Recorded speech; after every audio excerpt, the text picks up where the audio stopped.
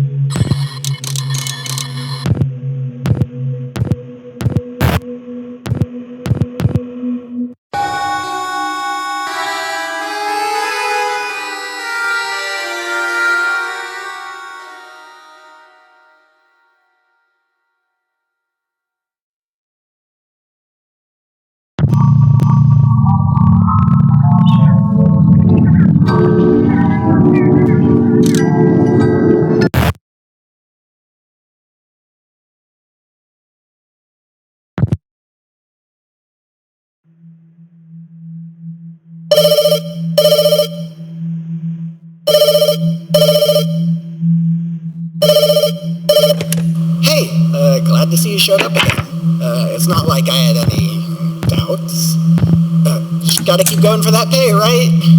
Well, okay, I guess I should just rip the Band-Aid off here. I'm sure you noticed it last night, but the animatronics move. I would have told you yesterday, but the company always monitors the first calls when it comes to this kind of stuff. You seem to manage it pretty well, though. God.